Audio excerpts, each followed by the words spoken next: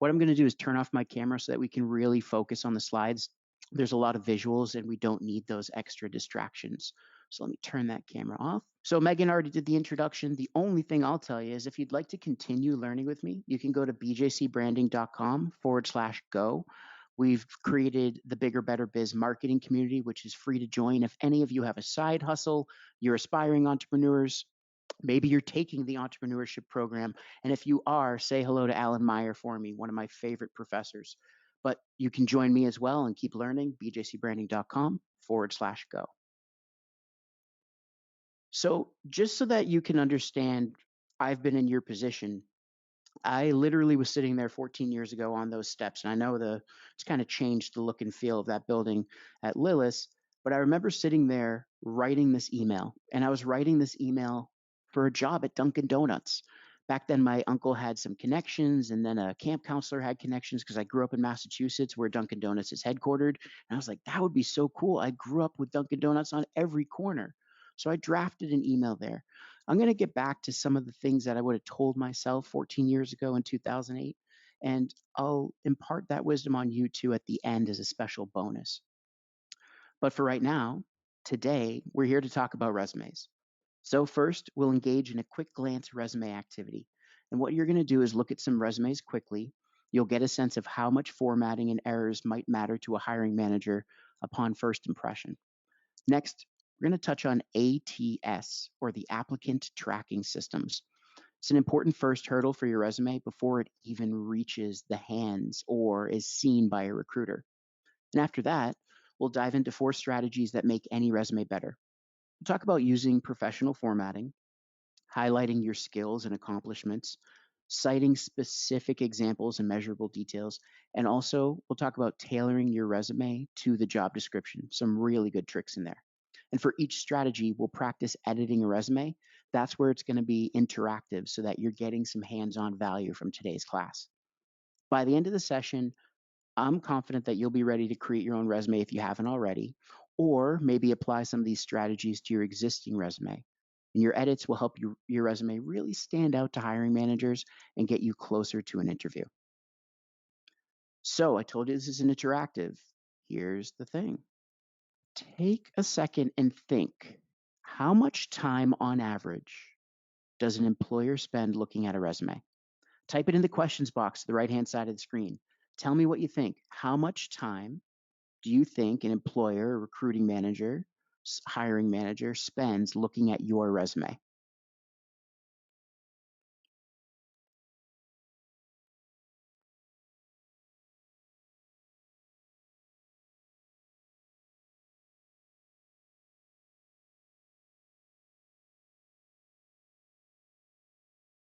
I'm getting 3 minutes, 5 minutes, 15 seconds, 20 seconds, 25 seconds, 30 seconds, 14 seconds, 2 to 5 minutes, 30 seconds, 1 minute, 5 seconds, 30 seconds. My friends, 6 to 10 seconds is how long they're looking at a resume. So the goal of a resume is to showcase the skills and accomplishments you have and to make the employer want to call you in for an interview.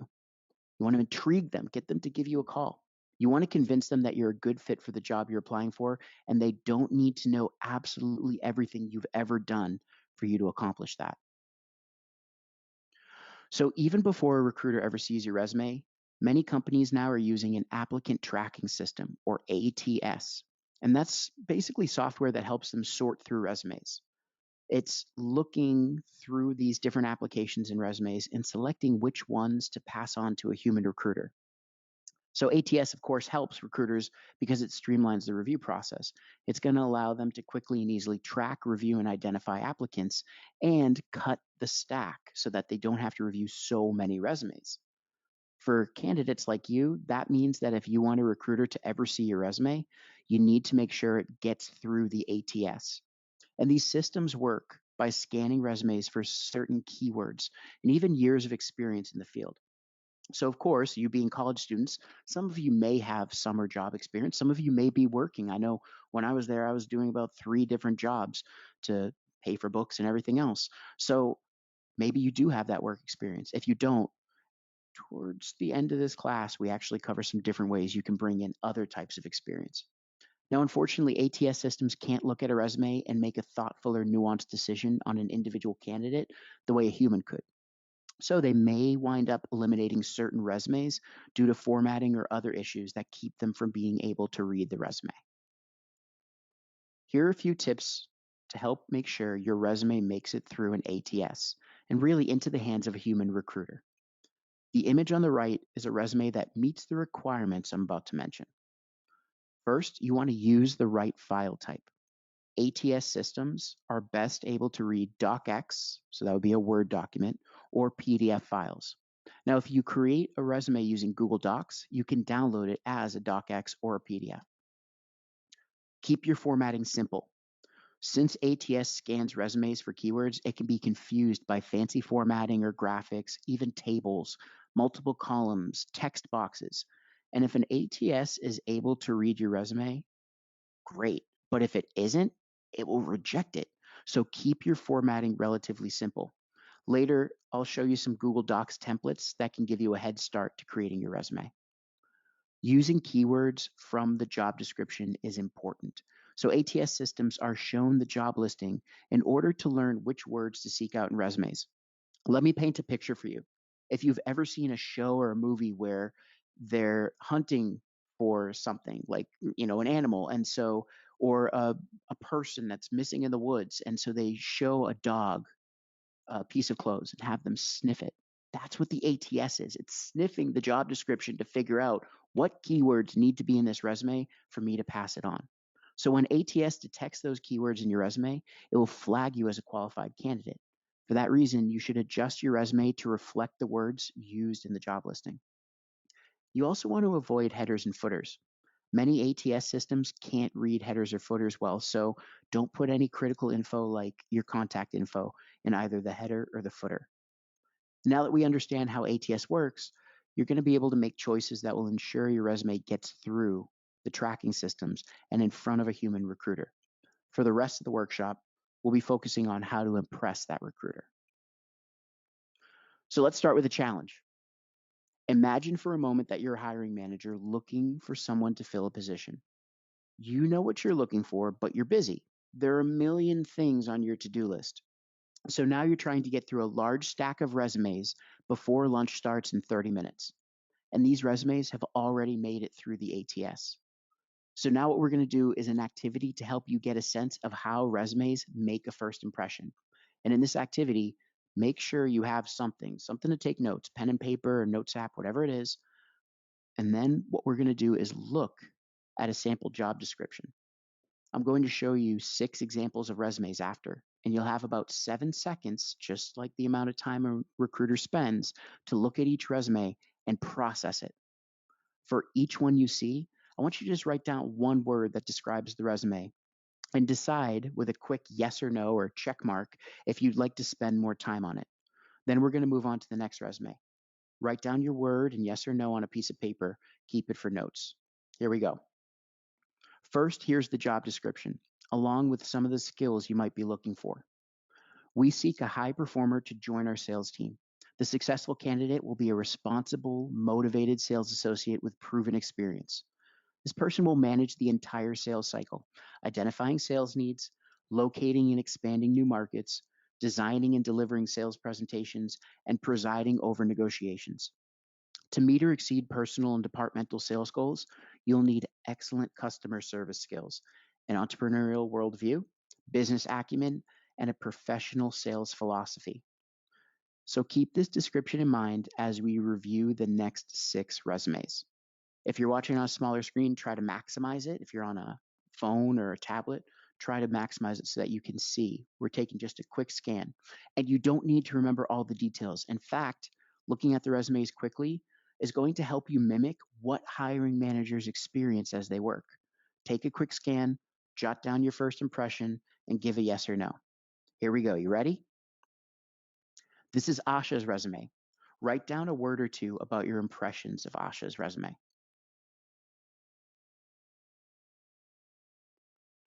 Next is Adam's resume. Write down your quick impression.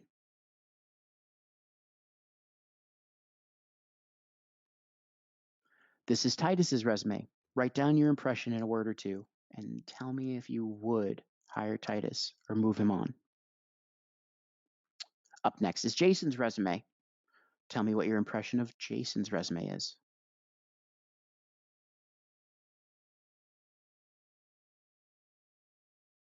And here's Liana's resume.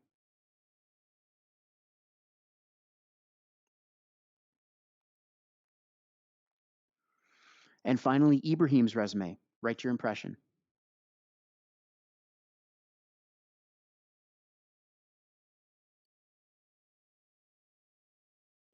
Okay. While there's no one right way to write a resume, there are many different resume styles and formats that might be appropriate for the job you're applying for. So today, we'll focus on four key things you can do to strengthen your resume. First, we're going to talk about choosing a professional format, then highlighting your skills and accomplishments, using specific examples and measurable details, and finally, tailoring your resume to fit the specific job description. Now, we're going to return to the sample resumes we just looked at throughout the workshop. So let's start with the professional format. Think about this. The format you choose for your resume may depend on the job you apply for. A traditional resume, like Asha's resume on the left, has a standard white background, classic font, and an organizational structure. For a more creative field, you may want to submit a resume with a less traditional design and format, like Ibrahim's on the right. So, of course, this resume uses more colors overall. It's got a unique organizational structure, including career details in two separate columns. As you saw in the quick glance activity, there are many different ways to write a resume. None of them are incorrect. But as you reviewed each resume, you most likely noticed several issues that hiring managers also see during their reviews that can detract from your resume or even keep you from moving on to an interview. So, one of the most important things to remember is that your resume should be professional, organized, and easy to read. When you have a well designed resume, it must be free of errors. It's extremely important in making a good first impression. And if a hiring manager is only spending just a few seconds on each resume to decide which ones are worth a second look, you don't want them to be thrown off or get a bad impression just because of formatting or spelling errors. So, some key attributes to employ when you're creating your resume: be sure to include wide margins and a lot of white space. White space is the space on the page that isn't filled with text or graphics, so it's going to give the reader's eyes a rest. You also want to use simple, readable language. Use clear headings and choose an appropriate font, usually Arial or Times New Roman. The image on the right shows Asha's resume. It's a professionally formatted resume with clear headings, a plain font, and wide margins, so you have that white space on the sides. Contrast Asha's resume with Jason's resume, which is packed full of information, and not all of it is relevant to the job. Let me ask you straight off the bat, what word comes to mind when you see Jason's resume? Type it in the questions box on the right hand side. Let me know. I have one word that definitely, if I was a hiring manager, I may pass on Jason because of the resume. Overwhelmed. That's my word too. Mm-hmm. Too much. That's right. Intimidating. Yeah, there you go. Overwhelmed again. So, with Jason's resume, here's the thing. He may have selected legible font type, but the lack of white space makes the resume as a whole difficult to read. There's no break for the eyes, so the person reading it may feel overwhelmed and distracted rather than impressed by everything Jason's done. Each of you is multi talented with different experiences and interests, and there's so much that you could add to a resume, but it's important to only include details that are relevant to the position you're applying for. Let me say that again. Only include details that are relevant to the specific position you're applying for, which means you'll probably have different versions of your resume. Now, it's usually not necessary to include additional links to social media profiles or websites, some exceptions though. If you're applying to a position in social media management, you might include links to show you have a strong social media following. Some designers, writers, and artists may have a website, could be a portfolio of your work, or if you're a writer, a blog. The key here is to include links that are relevant to the job only. The most noticeable challenge with this resume is how difficult it can be to read. So, too much information or crowded text is going to discourage an employer from reading your resume before they even review your experience. Adam's resume, on the other hand, how do we feel about Adam's resume? Do you feel like he really put a lot of time into this resume? Do you feel like it's worth you even contacting Adam to try to pry the details out of him because you see nothing on the resume? You see, too much white space and emptiness on the page might give the impression that either you don't have enough experience for the job or you didn't take the time to fill out the resume properly. Consider carefully what you add to your resume, but make sure to add all of your relevant experience and describe each job so the employer can get a full impression of you as a worker. Now, Adam's resume doesn't include any details about the responsibilities or accomplishments at his previous jobs. I'm going to show you how to do those. Don't assume that the employer reading your resume will know exactly what you did at each job just based on the job title. You also don't want to miss an opportunity to highlight your successful projects, expanded responsibilities, measurable accomplishments on campus, and even your participation in clubs, extracurriculars, things like that that would demonstrate certain skills, which we'll talk about. And you still don't have to include every job you've ever done, especially if it isn't relevant to the position you're applying for. I'll give you a great example. Years and years ago, actually, when I was a duck, I was a lifeguard and swim instructor at Oswego Lake Country Club or Lake Oswego Country Club. I forget what it was, but one of those. And I had that on my resume for the longest time because I taught swim lessons. I was responsible for lives of children. I was coordinating groups and events, all those different things. Well, after a while, it didn't make sense for me to have a lifeguard and swim instructor on there. But for you, where you're students right now, it makes total sense to include those summer jobs, those part-time gigs, anything that where you can really display and demonstrate the skills that you're building. Sometimes your work experience isn't the only area of your resume where you can showcase the value of your accomplishments, so you can be creative. Think about certifications, awards, volunteer work, part time jobs like we just talked about. Maybe you're taking extracurricular, like other educational classes. Maybe you're double majoring. Maybe you're a part of a community group. Anything that can make you more qualified for the position you're seeking and include those on the resume. Another throwback for you, I lived on, what was it, 19th and Agate, uh, just north of campus, right? And I created the 19th Street, what was it? 19th Street Citizens Watch Program, something like that. I had an organization, we had a monthly meeting, and I put that on my resume. So you ducks can get creative too. Now, you may have found some of the colors in Titus's resume distracting. Depending on your industry, it may be acceptable for you to use an accent color. However, too many different colors could be distracting to an employer. Also, some of the font types in this resume, they might be difficult to read. So it's best to stick to one easily readable font and then use that throughout the resume. Depending on your geographic location, the type of job you're applying to, a photo on the resume may or may not be standard practice. If any of you are applying or wanting to live overseas, maybe in South America, Asia, Africa, Europe, sometimes they actually require candidates to include a photo on the resume. And if Titus was applying for a modeling or acting role, photo might be appropriate. However, if Titus was applying for a job in the US, probably doesn't need a photo. And he'd want to use a clearer photo where you could actually see him. And did you notice that there are some typos on this resume? Make sure you take the time to review your resume for grammatical errors and typos. I'm telling you, when I see something, I get emails all the time, people wanting to work for my marketing agency, or I get a lot of emails from people who want to sell me their services. And the first thing I catch are the typos and the grammatical errors because it can show that you may not be detail oriented. You may not have an attention to detail. Now, if writing isn't your strong suit, that's totally fine.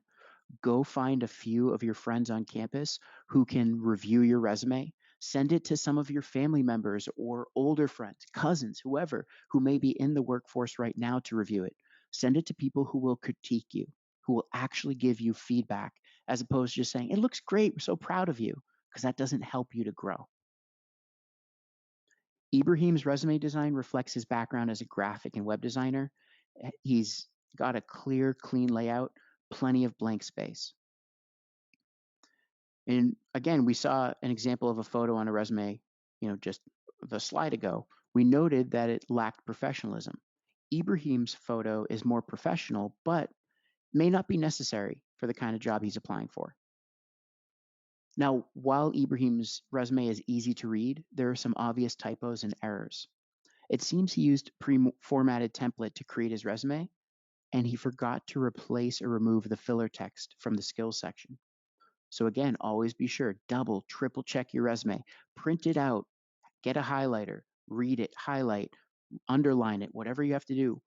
Read it many times before you're going to submit it to an ATS, to an application.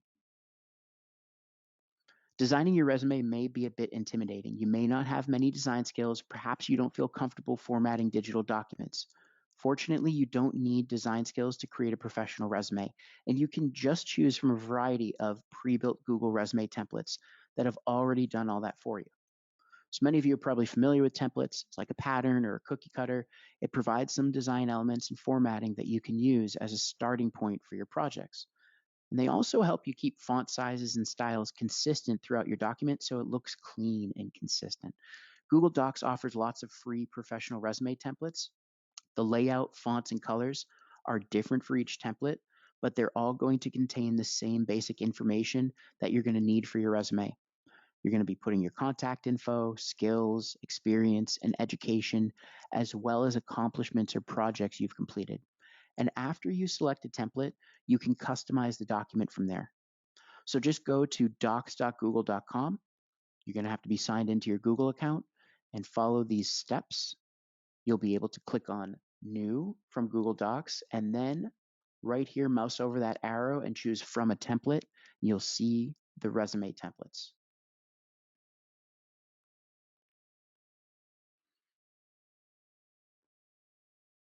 Okay, we covered choosing a professional format. How are we feeling?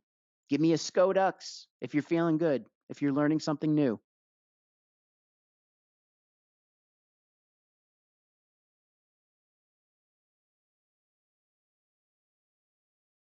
There we go, Skodux. Okay, we addressed formatting and first impressions. Let's talk about the next strategy you can use to make your resume more professional.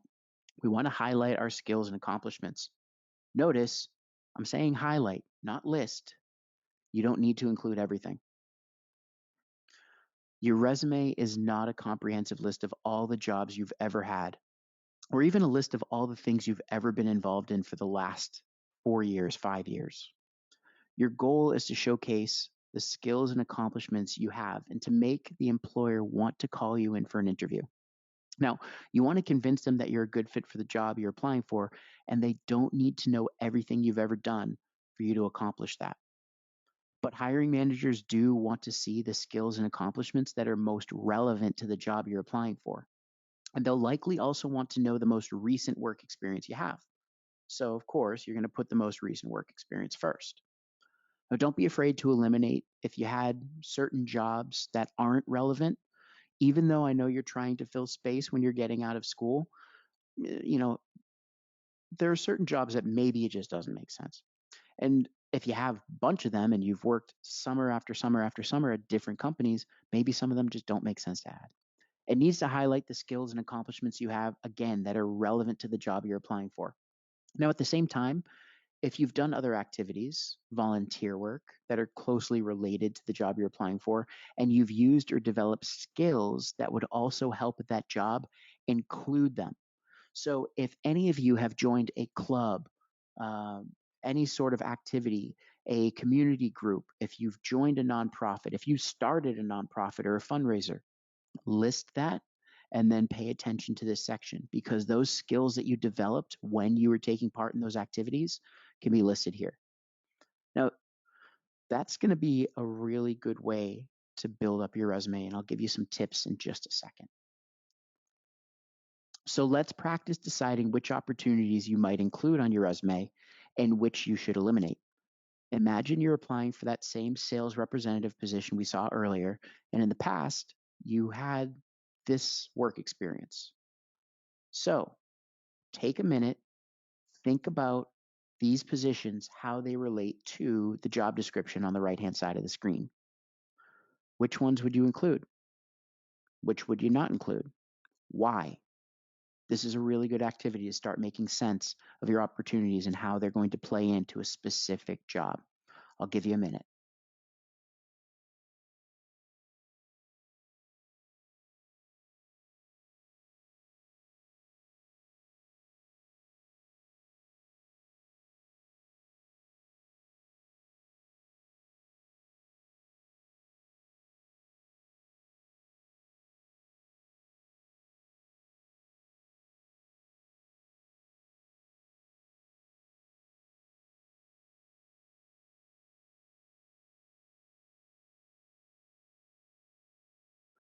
Okay, tell me in the questions box, which jobs would you include on your resume? Which jobs would you include on your resume? I see some typing here.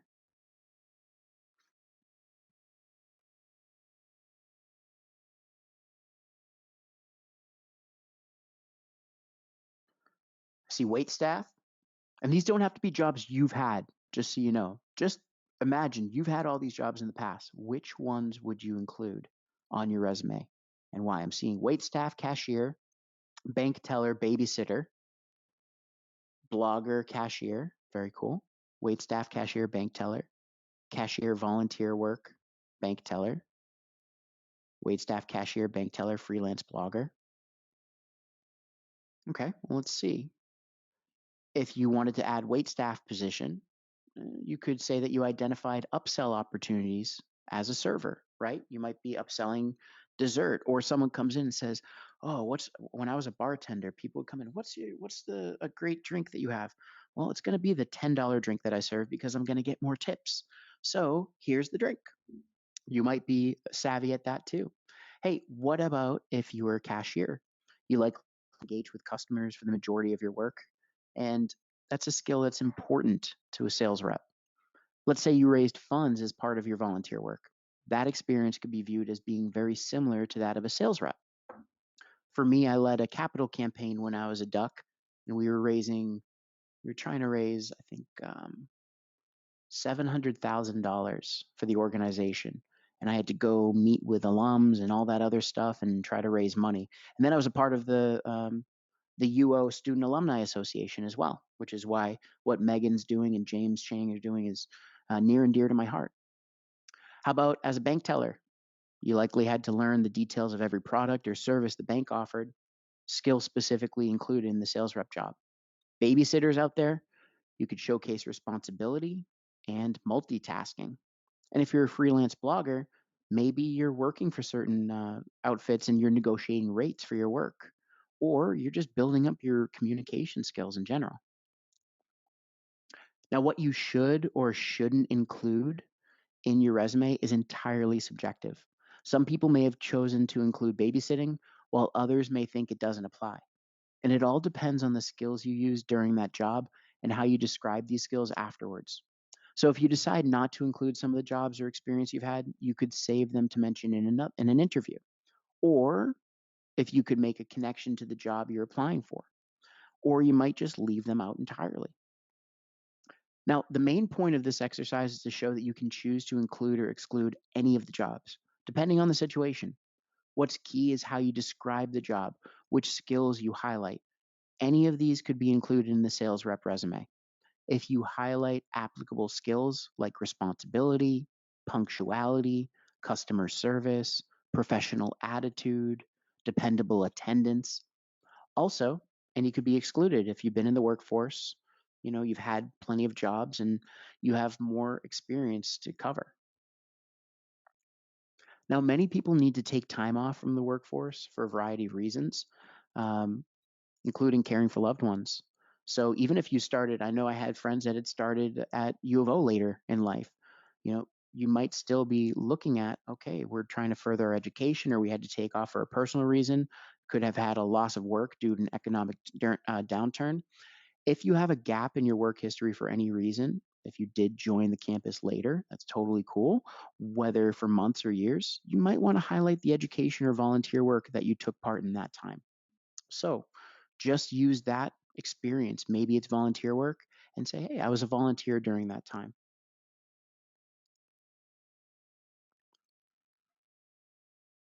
So, what you also want to be thinking about here, not only is education important, proudly put your alma mater, University of Oregon, right there under education. But maybe you're also taking some additional continuing education, additional coursework online. You're getting certificates, workshops. I know my senior year, I I paid I don't know how much for a real estate course and got my real estate license because I thought I was going to be a realtor. So maybe you're doing that. Put that under continuing education. Show that you continue to learn. Here's another way that you can use digital tools to help you organize information for your resume. You can use a digital document like a Google Doc to keep a running list of all the things you might consider under work experience. So that might include your part time gigs, if you ever had a full time job before school or during school, any side hustles you're doing, any startups, clubs and organizations you participate in, volunteer work, many other things. You can update that Google Doc at any time from any device as long as you're connected to the internet. And that way, when you go to write or update your resume for a specific job, you don't have to spend a lot of time thinking about what you did in the past.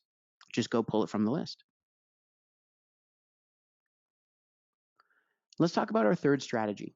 So maybe you have many things to include in your resume, but you don't know which ones to emphasize. How do you make these connections? How do you show the employer that you're right for the job? We're going to use specific examples and measurable details in the descriptions of our experience so that we can show what we've achieved and accomplished. This is also known as showing impact.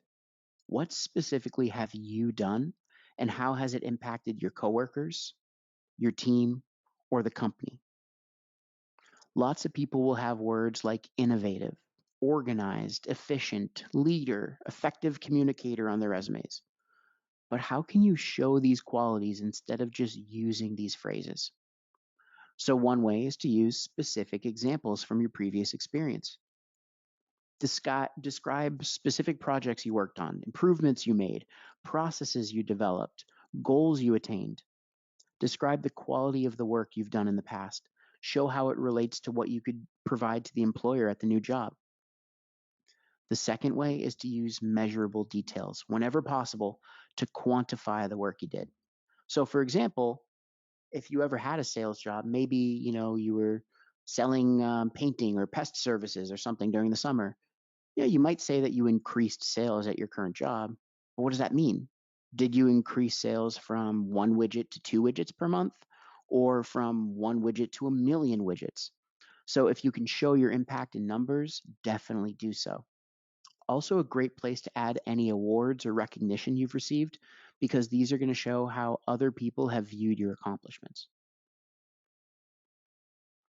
So let's put this into practice with another challenge. I'm going to show you examples of work experience that you might include on your resume. For each example, do this. List the kinds of measurable details and specific examples you might include if this was your resume. So, for this resume for the sales representative position we've been talking about, you might include descriptions like managed a team, trained new employees, ran meetings effectively, and sold more than your sales target. But again, how much do these descriptions really make you stand out to employers? Think about how you can make these skill descriptions more tangible using specific examples and measurable details. And you can try rewriting at least one of these descriptions yourself on a piece of paper or your Google Doc. It's okay to make up the examples and details for now. I'm going to give you a couple minutes. Go for it.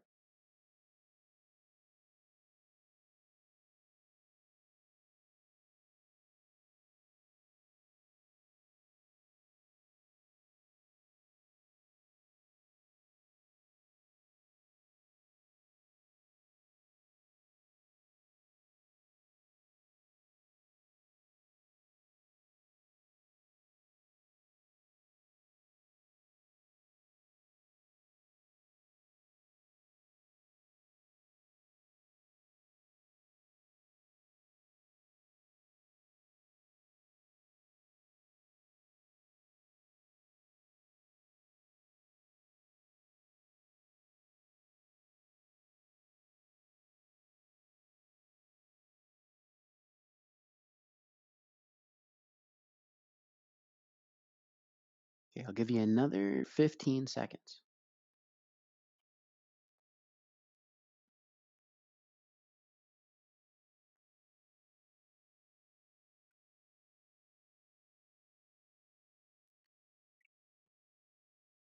Okay, so here's just one example of what your resume might look like once you've added those measurable details. Instead of managed team, you might say managed a team of 8 employees, from new hires to 15-year company members. You might say that you trained 15 employees in 2 years. You might specify that you ran weekly team meetings and that 20 people typically attended. You can also include details about what those meetings were. You can be specific about the sales targets you exceeded. And if you exceeded them by 0.5%, it's very different from exceeding them by maybe 20%. And then adding specific examples and measurable details like these is going to give employers an idea of just how valuable you will be as an employee.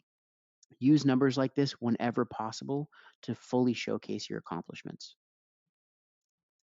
Let's try another example, this time with volunteer experience. In fact, Julie just asked a great question and said, I've heard that demonstrating community service, volunteer, board service is important to include, particularly if it demonstrates responsibility or is a well known organization, even if it's not connected to the job. Advice on that? Well, we're going to really try to focus it on the job. You can always have line items where you include certain organizations. In this case, let's think through it, Julie. So think about how you would make these descriptions more specific, even if that organization didn't tie into the job.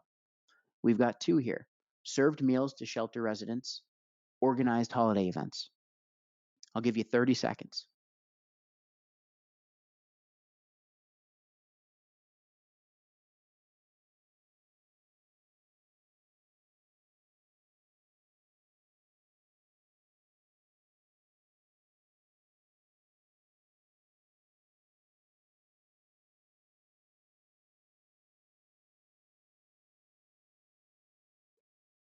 Okay, so here are some ways you might rewrite the descriptions: served meals to over 200 shelter residents every other week for 6 months. Worked with COVID director, da da da, obtained $2,000 from local businesses to fund the party, prepared over 200 pounds of fresh food donations, and decorated the community center for the event.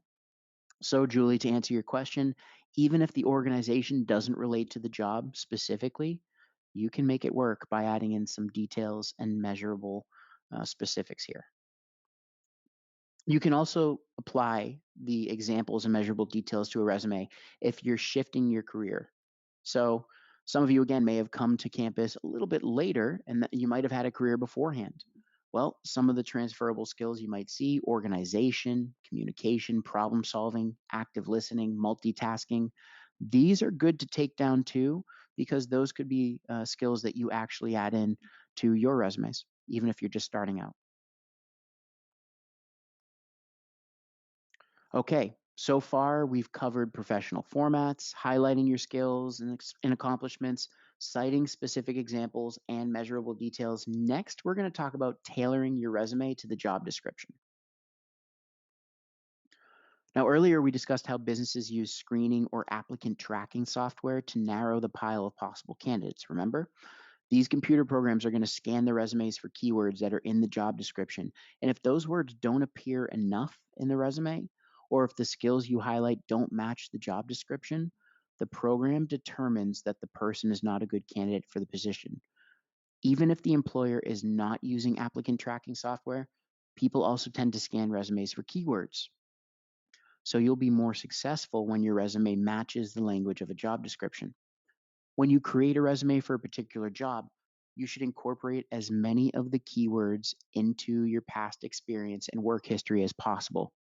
When you describe your past experience using the same terms the employers use in the job description, you'll have a better chance of passing screening software if the company is using it, and you'll stand out more to the hiring manager and show that you paid close attention to the qualities they want in a candidate. So here's another one, right? Let's take a moment. Let's look at this. Reread the job description we used earlier.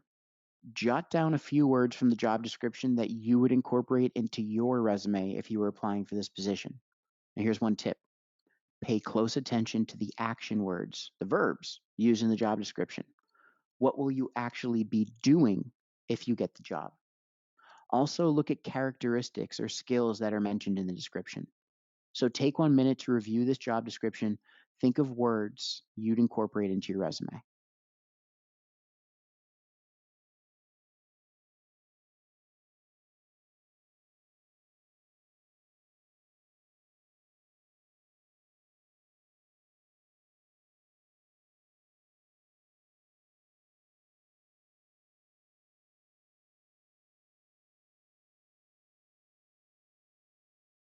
So, let's take a look. What are some of the words you would incorporate into your resume? You might include characteristics like responsible and motivated. Pay attention again to the action verbs. For these, you should include specific experiences that illustrate how you did this task in previous experiences. We have identified some words that you could use in your own resume to describe your experience. So these include identifying sales needs, delivering presentations, incorporating those same words when you describe your own experience to show that you have done these tasks before and you can be successful at doing them for this employer. So the action words that are in a job description are really going to help you shape the skills list for each job and to include measurable details from your past work experiences. They also help your resume sound professional without sounding forced. So let's review the four strategies, right? We covered, first off, choosing a professional format.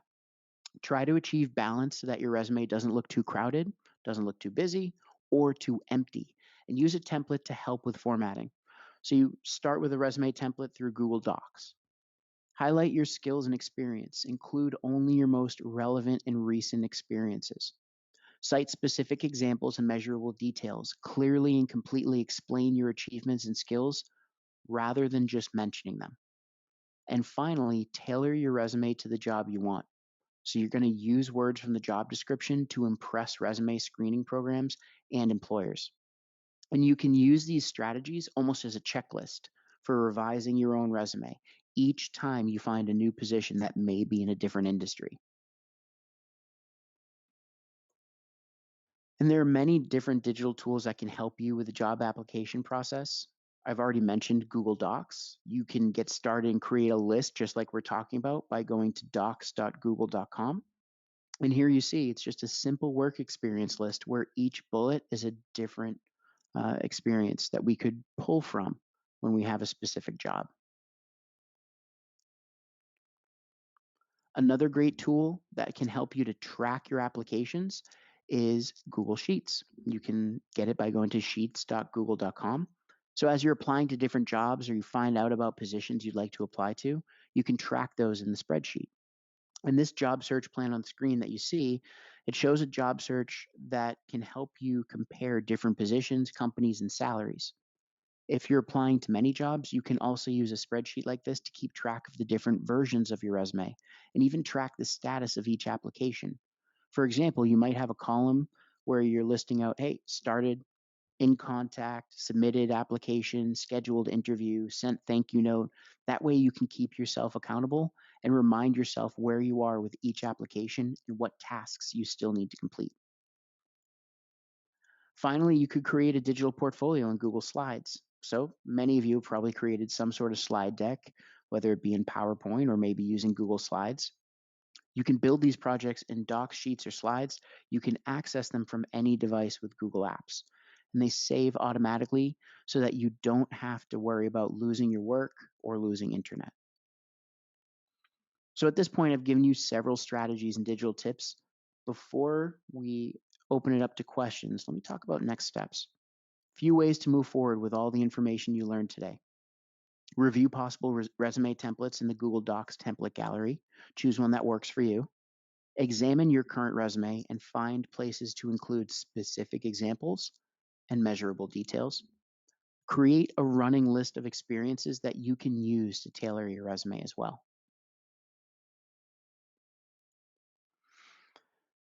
And remember, I told you 14 years ago, I was sitting right there thinking, what am I going to do with my life? Writing this email, sending up hope that maybe I'm going to get a job with Dunkin' Donuts. And that could be the start to something huge. Well, What would I tell myself in 2008? A few things. First off, leverage your network. I kid you not, James Chang was instrumental in my success as I started out in the real world. He was such a great mentor when I was at school. And if you have had the honor of meeting him, you know. If you haven't, definitely go out of your way to go meet James Chang, a wonderful person with a huge heart that really cares about ducks. And even when I was in school, one thing I did was started leveraging LinkedIn. And James was one of the first recommendations on my LinkedIn profile. So definitely leverage your network. And another way of leveraging your network, ask people if they know someone that's hiring. And specifically in this case, I went through a camp counselor from when I was 11 years old living in Massachusetts. I still stayed in touch with him. I had seen him at a wedding when I went back, and I was talking to him and I got his email. I reached out and said, "Hey, I'm about to graduate from U of O. I don't know what I'm going to do with my life. Can you help?" And he said, "Yeah, I got a friend at Dunkin' Brands." Well, it didn't pan out, but he still helped me out and was supportive along the way. So get those people that are going to support you and bring you to the next level. Save time with a template. Big thing here. Hey, I just showed you how you could use a Google Doc to add a bunch of bullet points for different skills. The same thing here. If you're doing outreach and cold outreach, you're probably typing up the same email over and over again. Don't do that. Have it as a template. Open up a Google Doc or a Word doc, write it out in there, and then just copy and paste it in each time you send out a new email. Speaking of time, value their time and respond quickly. I remember being 21 because I graduated. Yeah, I graduated in three. So in 21, I was at 21 years old and I thought, it's okay, I'll get to it. Right. And when you start working and you have different responsibilities, I'm not looking for someone that will get to it or that I write an email to and they might respond to me within 48 hours. I'm looking for someone that responds quickly. In this case, the gentleman from Dunkin' Brands, one of the reasons why I lost the opportunity, probably the only reason, is because I took my sweet time in replying to him and I didn't respect his time. So value their time, respond quickly, show that you're on the ball. Now, before I share some resources with you, I welcome you all to keep learning with me. So you can join me at an upcoming class. If any of you are thinking about entrepreneurship or you have a side hustle, you have a little startup, well, please join me. We've got design thinking for entrepreneurs next Wednesday. These are all in Eastern time, so some of them may be a little early. So how about that make your website work for you? Because I doubt you're going to wake up that early. If you're building a website or you're thinking of building a website for your organization or your startup, come join me. It's at 11 a.m. Pacific, Wednesday, November 2nd. And I've got other events down below, bjcbranding.com/events, where you can continue learning with me. Now you can get even more training on tools for a job search or a job in any field through Google's Applied Digital Skills. So on the screen, you see just a few of the lessons featured on Applied Digital Skills, and anyone can complete these lessons at no cost through this online platform for digital learning. You can get started by going to g.co/applied digital skills. And if you do enjoy video lessons, subscribe to the Grow with Google YouTube channel, youtube.com/grow with Google. I had mentioned too, of course, you're getting your education at a fine institution, but at the same time, you might take extra courses, online courses, you might get certifications. Well, one that you can look at is the Google Career Certificates. You can learn more by going to grow.google/certificates. And in under 6 months of part time study, you can get a certificate for data analytics, IT support, project management, UX design, digital marketing, and e commerce that would complement what you're learning at U of O. And I'd be remiss if I didn't ask you for feedback.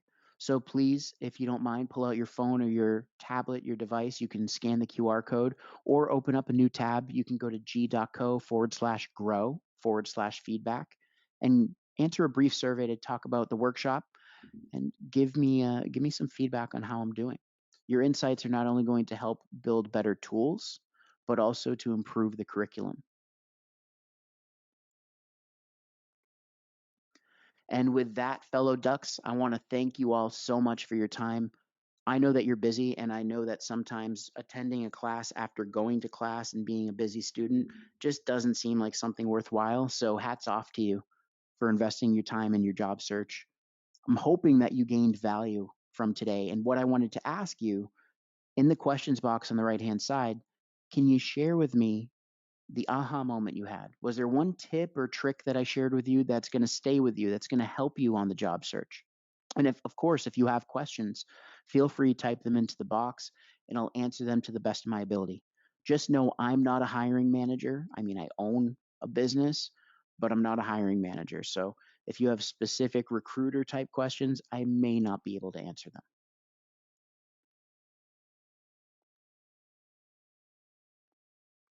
So, Maya, this is exactly what I'm talking about. I've often been told a resume should not be more than one page. What do you recommend? I couldn't tell you. What I recommend is you go to the Career Center because they're going to help you to know what you should be doing. There may be certain industries and certain types of jobs where having a multi page resume makes total sense. There may be other industries or jobs where you need to have that single page resume. So I would definitely talk to the Career Center. I know that the templates we have in the Google Docs library are all single page. Learned about ATS. There you go. Applicant tracking systems. Hannah, putting measurable skills into my job descriptions, including my volunteer experience where it's relevant. Yeah, Hannah. Even, I mean, I went to Southridge High School in Beaverton, Oregon, and I was the president of DECA and I started a TV show there. I made sure I put that stuff on my resume, even though it predated going to U of O. So even applicable, like relevant high school experience can still be put on your resume. It doesn't make you look younger or anything like that. Especially if you're following the tips that I shared with you today, you can really dig in and grab some of the different skills you developed while being a member of a club or running a club or something like that, being on a sports team. Formatting and white space. There you go, Lucy. You're welcome, Maya. The need for white space. I realize my resume is too crammed. Yeah, definitely. When you see a resume like that, it's someone that's just talking really fast and doesn't give you a second to even breathe, right?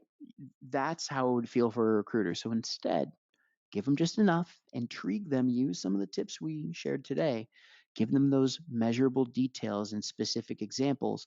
That's going to say, you know what? I'm going to put this one in the consider pile. I'll reach out to them.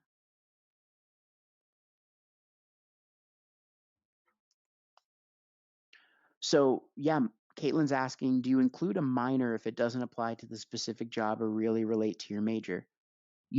I would say yes, and here's why. And again, check this with the Career Center. Those folks know a lot more than I do. I would say yes. The reason being, it shows me that you're multitasking, that you're able to focus on two different things.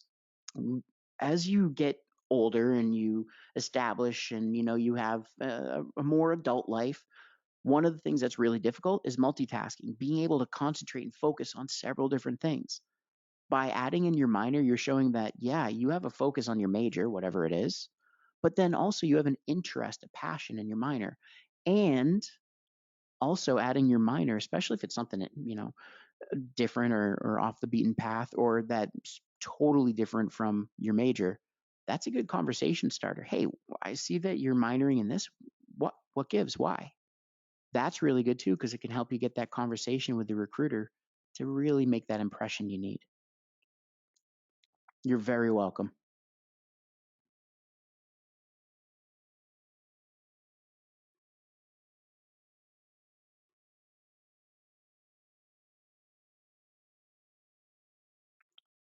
You got it. Those are some good aha moments. ATS again. Keywords from the description. Yes.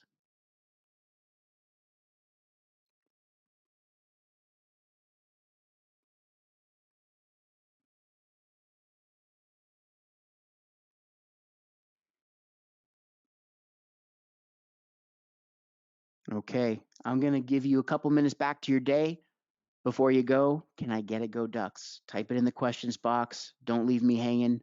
Megan, thank you so much for the opportunity to give back to my alma mater. Thank you all so much for investing the time in yourselves. I appreciate everything you're going through because I've been there. And I know that if you follow some of these tips, you're going to have success. So until next time, my friends, stay well, stay healthy, stay happy, and go Ducks.